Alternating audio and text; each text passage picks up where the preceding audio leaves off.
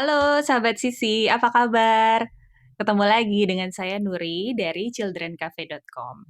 Mudah-mudahan Anda sehat selalu sahabat, dan hari ini kita akan membahas satu tema yang sangat menarik di talk show kita, yaitu tentang menjaga kekompakan antara suami dan istri mengenai pengasuhan anak. Saya pikir tema ini sesuatu yang sangat relevan ya untuk kita bicarakan, karena dalam kehidupan sehari-hari pasti pasangan suami dan istri mengalami proses komunikasi, terutama dalam memutuskan apa sih yang, terbaik untuk anaknya, mulai dari keputusan-keputusan yang kecil sampai nanti keputusan besar, seperti menyekolahkan anak dan sebagainya itu kan sudah keputusan yang besar. Tapi banyak juga ternyata pasangan suami istri yang masih mengalami kendala, sahabat sisi, dalam, berkomunikasi, dalam menyatukan pendapat.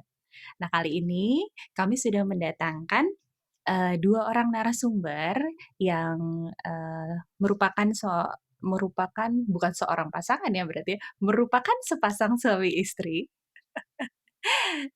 yang saya kenal awalnya adalah teman kuliah saya. Jadi, langsung saja saya perkenalkan ya, dia adalah Rizka Oktora, yang biasa saya panggil Ica dulu pas di Ya, bangku kuliah. Mbak Ica, halo. halo Mbak Nuri, apa kabar? Baik, terima kasih sudah meluangkan waktu nih hari ini, Mbak Ica. Sama-sama. Mbak Ica nggak sendirian nih, sahabat Sisi. Seperti kita lihat bersama, di sampingnya sudah ada, suaminya dengan kostum yang sama ya, kostum yang kompak. Sengaja ya, karena temanya juga tentang kekompakan ya, jadi memang sengaja pakai kostum yang sama, kostum couple. Seru banget nih. Ada Mas Mulyadi. Mas Mulyadi Susanto, apa kabar Mas? Halo, baik, Mbak. Kabar baik ya. Akhirnya kita ketemu juga nih Mas Mul. Soalnya di Kopi Darat kalau saya ketemu dengan Mbak Ica tuh belum pernah yang ngajak Mas Mul. Diomongin ya, saya diomongin ya. Ya tergantung kupingnya panas atau enggak ya. Akhirnya ketemu juga, terima kasih banyak atas waktunya nih sore hari ini. Sama-sama, Mbak Nuri. Baik. Makasih. Iya, sama-sama. Dan sahabat Sisi, kedua pasangan ini sudah menikah hampir 11 tahun dan sudah dikaruniai 2 orang anak, sudah sepasang, dapat perempuan dan juga dapat laki-laki nih sahabat. Kemudian, mereka berdua ini juga punya aktivitas yang berbeda-beda. Kalau Mas Mul kebetulan, memiliki toko audio mobil ya, Mas, ya? Betul. Betul, sementara kalau Mbak Ica, membesarkan kedua putra dan putrinya di rumah dan juga punya usaha sampingan yang setiap kali saya melihat postingannya itu pasti saya jadi lapar. Punya usaha bikin rumbal ya, Mbak Ica ya? Betul. Sayang di Bandung ya Mbak Nuri, kalau di Hmm, Jakarta, kirim langsung. nah itu dia. Nanti kalau aku ke Jakarta aku tagih deh. Siap. Oke, sahabat Sisi seperti tadi sudah saya sampaikan di pengantar, kita hari ini akan bicara banyak tentang, menjaga komunikasi atau kekompakan antara suami dan istri dalam pengasuhan anak. Kenapa sih pasangan ini yang kami ajak untuk ngobrol?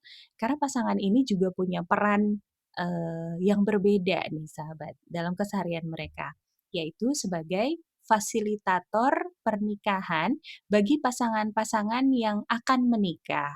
Dan kegiatan ini adalah, sebagai bentuk pelayanan juga di gereja. Mbak Ica dan Mas Mul, boleh nggak cerita sedikit aja tentang kegiatannya ini seperti apa sih? Silakan. Ya, jadi kami adalah fasilitator pasangan yang akan menikah. Mhm, Jadi di gereja lokal tempat kami itu mhm. pasangan-pasangan yang mau menikah itu kan mereka mengikuti kelas pranikah ya. Jadi Iya, biasanya disebut kelas pranikah. Nah, mereka selain mendapatkan materi pengajaran, mereka juga bisa berdiskusi dengan kami fasilitatornya. Jadi dari pengajarannya terus berdiskusi tentang banyak hal yang mereka perlu persiapkan dari materi-materi yang sudah disampaikan. Jadi kelasnya sendiri ada 5 minggu, jadi 5 minggu dan di situ selain materi, kemudian juga diskusi dan ya kami juga melihat bagaimana kesiapan mereka dalam memasuki pernikahan. Karena pernikahan itu kan keputusan sekali seumur hidup ya. Iya, Itu sangat setuju. penting kita memilih pasangan hidup yang mau kita nikahi begitu Mbak Nuri. Oh, oke. Berarti selama 5 minggu itu, apakah pertemuannya, frekuensinya artinya setiap hari atau bagaimana? Seminggu sekali. Seminggu sekali? Seminggu Oke. sekali untuk ini ya ada diskusi, tapi selebihnya dari chat di WhatsApp atau di mana itu bisa anytime sebenarnya. Oh, Tapi oke. yang formalnya adalah kelasnya seminggu sekali. Jadi kayak dokter ya sebenarnya Mas Mul dan Mbak Rizka ya. Jadi 24 hours itu harus siap kalau misalnya ada yang tiba-tiba curhat, yang tiba-tiba chat Iya. gitu. Betul gitu. Banget. Jadi memang udah dititipin pesan sih. Ini satu lifetime ministry ya. Jadi mungkin setelah mereka punya anak pun kita masih dicari. Betul. Jadi bondingnya tuh erat banget, nggak cuman sekedar sekarang ya, Yes. bahkan sampai nanti pun Iya. tetap terjalin. Betul.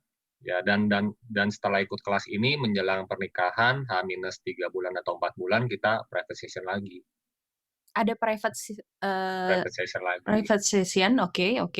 Ya, jadi membahas, menanyakan kembali perkembangannya gimana, apa sih efeknya dari ikut kelas tersebut. Terus ke depan kalian mau bagaimana? Jadi kami ini sebagai fasil ini ada tantangannya juga sih. Iya. Tantangannya itu gimana cara kita harus memprovokasi mereka. Itu yang penting. Provokasi ini? Wah. Yes, memprovokasi mereka supaya mereka berantem, tapi jangan ada satu hal yang kita nggak boleh lupa, kita harus membimbing mereka. Oh, oke. Jadi Supaya ibaratnya mereka berantem. Yes. Wait. Karena mereka berkonflik ya. Karena banyak pasangan yang belum pernah tahu pasangannya itu kalau marahnya sampai mana nggak tahu. Oh, oke. Yes. Nanti akhirnya setelah menikah baru kebuka tuh sifat aslinya dan pada kaget. Jadi mendingan dan udahan bilangnya gitu ya. Yes. Jadi memang tujuan utamanya memprovokasi a good cause ya, dengan tujuan yang baik. Yes. Jadi kalau memang mereka pondasi dalam hubungannya sudah baik, mau digoncang-goncang seperti apa juga mereka survive gitu ya.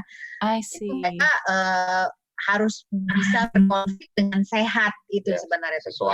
Sesuai apa ya? Sesuai ini kita kan sebagai fasil, bukan judge. Betul, nah, betul. Iya. Tantangannya di situ. Karena kita fasilitasi itu ya kalau saya boleh ambil tarik ibaratnya nih kita jalan di jalan yang gelap, kanan kiri jurang. Oke. Jadi kita sebagai senternya aja nih. Ini loh jalan yang benar. Ini guidance. Loh kalau kamu ke sana, yes, guidance. Kalau kamu ke sana kamu jatuh ke jurang, kalau kamu masih mau silakan.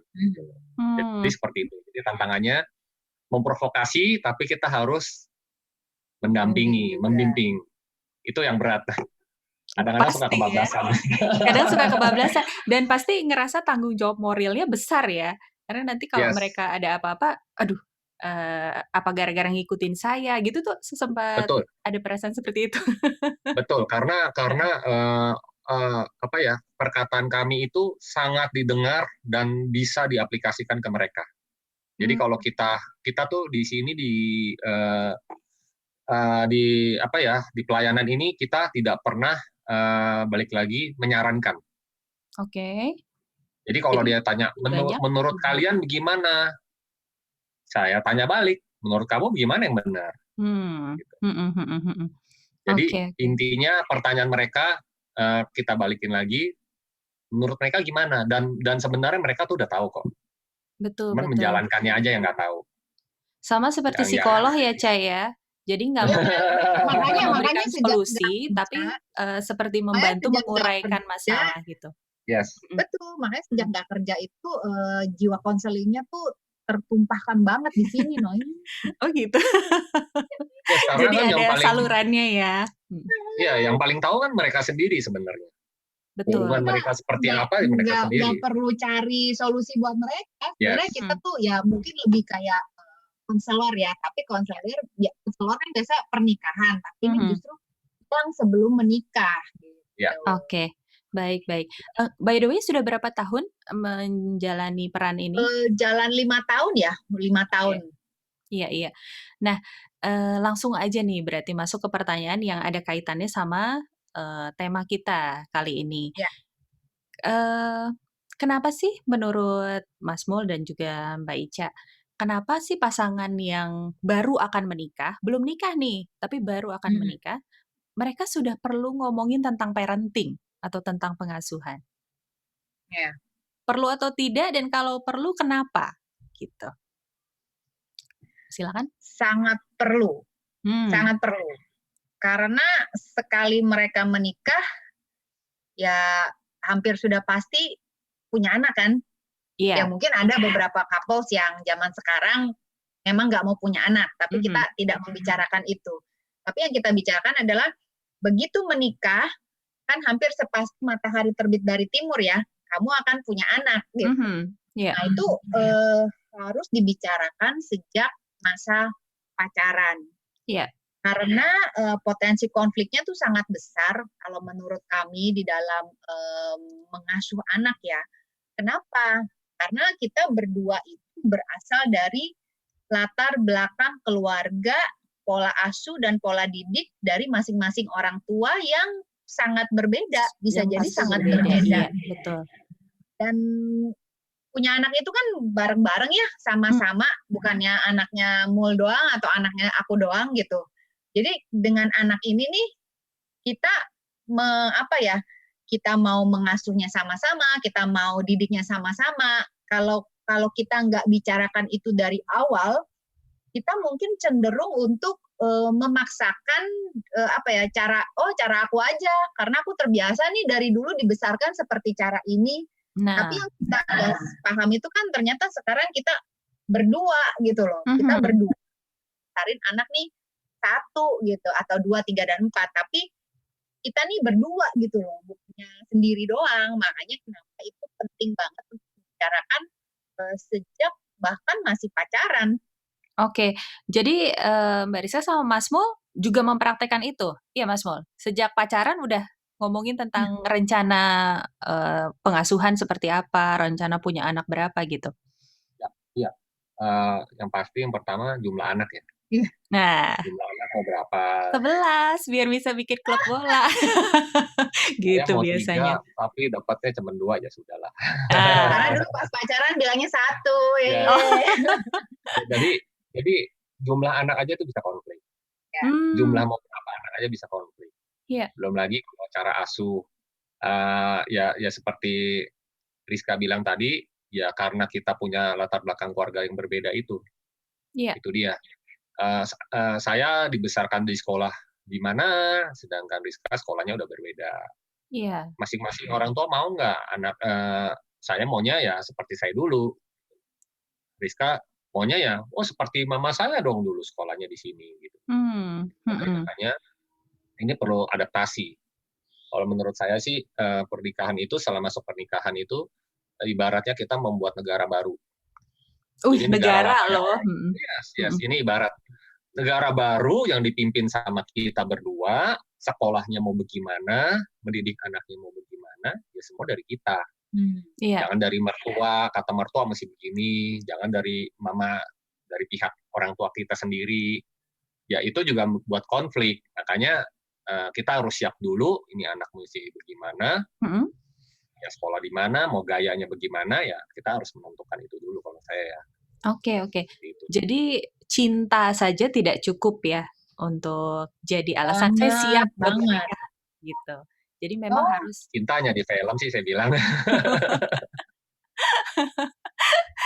Pokoknya harus dari awal itu artinya ada kesepakatan gitu ya antara komitmen antara calon istri dan calon suami mengenai pengasuhan nantinya seperti apa.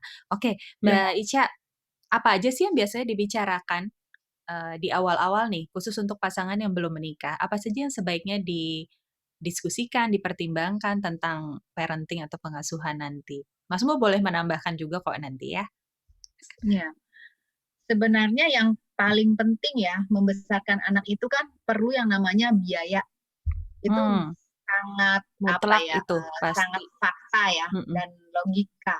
Betul. Jadi dalam kelas yang kami fasilitator itu juga ada satu sesi tersendiri bicara soal bagaimana mempersiapkan finansial ketika nanti untuk biaya anak. Itu udah dibicarain satu sesi tersendiri karena itu sangat penting ya. Terus kemudian ya itu tadi mau punya anak berapa, terus mau punya anak apa enggak. Zaman sekarang loh itu perlu dibicarakan. Betul. Saya juga kenal banyak pasangan yang memutuskan tidak punya anak dulu gitu. Ya, kalau sepakat is okay. Tapi kalau udah married baru tahu pasangan yang nggak mau punya anak, oh itu nggak kelar-kelar loh. Seperang dunia ya. Terus, nah ini juga mau pakai pengasuh atau enggak, mau pakai asisten rumah tangga atau enggak.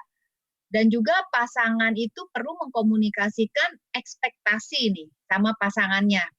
Kayak contohnya nih ya, kalau kami berdua gitu tipenya seperti apa? Mungkin ada orang yang tipenya nggak bisa begadang, nggak bisa bangun tengah malam gitu. Yeah. Jadi memang harus dibicarakan ekspektasinya. Jangan kita harap, oh suami gue nanti pasti bisa lah hands on dalam merawat bayi gitu ya. Tapi ternyata memang nggak bisa gitu. Jadi itu hal-hal yang perlu dibicarakan karena jangan sampai ekspektasi kita terlalu tinggi gitu. Nah, yang pengelolaan keuangan ini sebenarnya cukup penting ya. Jadi mungkin Mul bisa terangin nih, kita ada yang namanya prinsip jangka pendek dan jangka panjang. Nah, ini penting nih buat teman-teman pendengar Children Cafe ini. Boleh Mas Mul, silakan. Ya, jadi ya apa ya, ibarat kebanyakan ibarat ya, nggak apa-apa ya. Nggak apa-apa. Susu dan madu. Itimur. Iya. Jadi kalau saya bilang susu dan madu, susu itu kan bisa basi ya, cepat basi kan. Ada waktunya, harus cepat-cepat diminum. Nah kalau madu itu tahan lama, nggak bakal basi. Jadi ya kita harus ibaratkan keuangan itu seperti itu. Ada yang memang harus di-spend saat ini, memang ada yang harus ditabung buat jangka panjang. Seperti halnya sekolah anak, diputuskan sejak kamu berbuat, bahkan sudah diputuskan mau sekolahnya di mana, SMA-nya di mana, kuliahnya di mana, mau kuliah di Indonesia atau mau kuliah di luar negeri. Iya. Sejak awal jadi, ya. Yes. Iya, sejak awal. Jadi mungkin aku tambah dikit. Sejak itu anak lahir lah ya, mungkin ya. Tahun 5 tahun ke depan dia sekolah. Begitu sekolah, itu kan uang sekolah nggak mungkin di-stop gitu berhenti. Ya. Sampai dia kuliah gitu. Nah, disinilah persiapan yang harus dilakukan itu. Ya. Dan itu juga kita harus dulu. Kalau memang anak kita mau sekolah di luar negeri, ya udah sampai sekarang luar negerinya mana?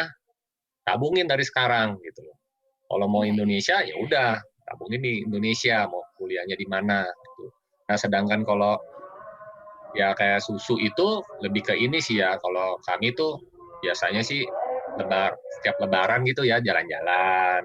Oh iya.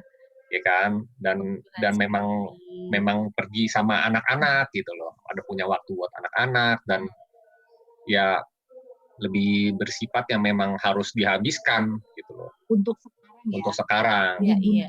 Untuk sekarang, bukan untuk nanti-nanti. Ya. Nanti-nanti anak kita sudah semakin besar, momen-momen itu udah lewat, Mbak Nuri. Iya, betul. Ya, jadi kan sering kali kan kita dengar nih, cari duit buat apa, cari uang buat apa, buat keluarga dong. Tapi keluarganya nggak pernah diajak jalan-jalan. Sering, iya betul. Orang tua sibuk kerja, gitu kan. Jadi uangnya kepakai buat ditabung gimana? aja terus gitu ya. Iya. Begitu anaknya udah ABG, baru mau jalan-jalan, anak-anak ABG udah sibuk main Sama teman-temannya, temennya. udah nggak mau Iya. pergi sama mama papanya gitu. Jadi momennya udah lewat. Oke, menarik itu prinsip susu dan madu itu ya. Ya. Jadi memang kita benar tuh satu reminder juga buat saya bahwa kadang-kadang nih kita pikirin yang penting nabung untuk kedepannya bisa kepake kalau misalnya ada dadakan butuh sesuatu. Padahal ada sebenarnya dana-dana yang bagus untuk dihabiskan pada saat ini gitu ya, atau sesuai Iya. dengan usia anak berapa, dia Betul. butuhnya apa, habiskan di situ pada saat Iya. itu. Oh, oke. Jadi disisihkan untuk susunya mau berapa banyak, untuk madunya berapa banyak itu bisa diatur sendiri. Dan itu memang harus dibicarakan sejak sebelum menikah. Karena kan sejak sebelum menikah itu bukan otomatis ya, dianjurkan sudah terbuka untuk bicara soal finansial. Gajinya berapa. Kadang-kadang banyak yang sungkan untuk bicara soal gaji. Nggak enak nanya gaji pasanganku. Padahal ini penting untuk bicarakan hal-hal seperti ini. Tergantung pengeluarannya itu kan tergantung seberapa besar pendapatan kita. Kita mau spend susunya berapa banyak, spend madunya berapa banyak, itu tergantung pendapatan kita. Oke. Jadinya nanti pada saat menikah juga akhirnya pengeluaran itu diputuskan bersama juga ya. Gak ada yang misalnya uang saya, ya uang kamu gitu. Atau kadang-kadang uang saya, orang uang zaman saya. uang kamu, uang saya. Uang saya. Itu zaman now. Kalau zaman dulu kan kadang yang penting istri itu ya terima uang untuk belanja udah gitu. Urusan yang lainnya uang tetap dipegang sama suami. Tapi kalau sekarang lebih baik saling terbuka, sama-sama memutuskan gitu ya. Betul, ya, betul. Oke. Baik, itu tadi beberapa hal yang ini ya, yang perlu dipersiapkan sebelum menikah. Memutuskan mempunyai anak ya. Sebelum menikah pasti. Betul. Nah, kalau misalnya di proses diskusi, proses saling mengenal, proses belum menikah, udah ngomongin tentang parenting, tentang pengasuhan dan persiapan punya anak, tapi ternyata ada pendapat yang nggak ketemu. Nah, pendapatnya Mbak Ica sama Mas Mul gimana? Apakah terus aja gitu harus dicari sampai ketemu jalan keluar, atau yang paling worst gitu ya, worst skenario-nya ya udah nggak jadi, atau gimana nih sebaiknya? Karena kan parenting itu penting banget. Selama pengalaman kami sebagai fasilitator, dari pertanyaan Mbak Nuri ini, hampir tidak ada yang dalam arti membatalkan pernikahan atau punya isu besar dalam pernikahan karena alasannya habis pasangan saya nggak sepakat sih dalam hal pengasuhan anak, itu nggak ada. Oh, oke. Nggak ada, memang nggak ada. Memang belum pernah ada. Belum ada. Jadi memang hal seperti ini tuh sepertinya mereka tidak membicarakannya sampai sedalam itu. Paling mungkin mau punya anak, iya mau punya anak. Mau tunda apa mau secepatnya? Oh secepatnya gitu. Dan mungkin berdasarkan persiapan finansial, iya. Tapi kalau untuk pola parentingnya sendiri, kesepakatnya sendiri, itu kebanyakan sih sambil jalan ya. Mungkin mereka ada pembicaraan, cuman kalau kami lihat tuh memang tidak terlalu dalam. Baru mereka akan merasakan pada saat nanti ketika praktek beneran nih udah punya anak. Gitu. Iya. Mas Mul mau menambahkan? Ya benar sih. Jadi kalau mereka bahkan nggak kepikiran untuk ke sana. Belum ada kepikiran untuk parenting. Padahal menurut PR kami ya nih. penting juga sebenarnya gitu kan. Bahkan kalau menurut kami itu anak umur 5 tahun ke bawah itu benar-benar butuh bimbingan dari orang tua sendiri. Golden age ya. Yes. Karena itulah momen di saat anak kita menganggap kita sebagai teman juga. Nah, itu banyak yang nggak tahu juga gitu. Nah, kayak kan banyak orang tua, ya saya juga nggak tahu ya, anak saya juga baru umur 8 tahun kan, paling gede. banyak orang tua yang seringkali bilang, wah anak saya mah udah hilang. Ah, Nah, kalau hilang ditarik balik gimana tuh, tuh? ya hilang pergi sama temennya sendiri, udah susah Ah, diatur gitu kan. Nah, balik lagi, golden age-nya gimana waktu itu? Karena banyak yang nggak tahu sih, Mbak, jujur. Kami belajar juga ya, parenting. Kami pun juga belum lama ini tahu gitu loh. Ya setelah nikah baru tahu. Yeah. Jadi kita manfaatkan itu sih, momen itu. Walaupun dulunya udah merasa kayaknya oke nih buat jadi partner, bisa membesarkan anak sama-sama, oke gitu loh, rasanya oke. Ya, dan banyak yang menganggap memang ini hal yang gampang kok, gitu. Nggak sesuatu hal yang susah. Sesuatu yang mengalir gitu ya, pokoknya pasti ada aja jalannya, ada cara. Padahal tantangannya banyak loh, Mbak. Setuju, saya setuju. Jadi mungkin kalau tadi pertanyaan Mbak Nuri ya, berbeda pendapat pengasuhan anak. Jika terjadi ya mungkin gini. Jadi kan memang kalau kita berbeda pendapat itu kan pasti si calon suaminya berpendapat A, calon istrinya berpendapat B, sama seperti tadi di awal yang udah sempat kami singgung, kita kan masing-masing membawa budaya yang berbeda, kebiasaan yang berbeda. Nah, tentunya kita mesti cerita dulu nih di awal, kita mau membesarkan anak yang seperti apa gitu. Kalau misalnya dari awal, kita mau besarin anak yang tahan banting, yang mandiri gitu misalnya, ya kita udah harus sama-sama sepakat, kita tidak boleh memanjakan anak gitu. Tapi sebenarnya sebelum menikah, maksudnya dari masa pacaran, itu bisa dilihat kok dari, misalnya kita main nih ke rumah si pacar, kita bisa lihat pola asuhnya dia, kayak hubungannya dia lah sama orang tuanya gimana. Kita lihat apakah dia cenderung mama's boy atau daddy's girl atau apa. Kita bisa sudah mulai memperhatikan nih sebenarnya hubungannya dia sama orang tuanya sendiri bagaimana sih gitu. Dan kemungkinan besar itu yang akan diadaptasi gitu sama si pasangan kita itu. Makanya selain kita ngomongin, kita juga perlu memperhatikan kebiasaan-kebiasaannya pasangan kita, dan bagaimana nanti kita mau membesarkan anaknya nanti itu ya sebenarnya balik lagi, kita harus ngomongin nih maunya seperti apa gitu. Iya. Sepakat sih, saya sepakat, betul. Memang pertama itu harus kompak visinya dulu ya. Berarti mereka punya visi yang sama. Tujuannya apa? Tujuannya apa? Membentuk keluarga yang seperti apa, begitu ya? Betul. Oke. By the way, di 5 sesi fasilitasi pernikahan itu, ada nggak yang khusus membahas tentang hal ini, tentang parenting-nya ini, atau persiapan untuk memiliki anak dan sebagainya? Kayaknya nggak ada deh. Adanya kalau parentingnya nggak ada ya. Peran suami istri ya. Peran suami istri, justru sex and pregnancy itu justru ada satu sesi tersendiri. Terus financial itu satu sesi tersendiri. Oh, oke. Tapi kalau parentingnya secara khusus enggak. Jadi itu kelas parenting ada di kelas yang lain, parenting. Setelah menikah ya. Oh, jadi kelas parenting ditujukan buat pasangan-pasangan yang sudah menikah dan yang sudah memiliki anak. Iya. Oke, baik. Nah, ada satu pertanyaan untuk menutup part 1 kita ini, Mbak Ica sama Mas Mul, yaitu kaitannya tadi ini dengan calon-calon pasangan.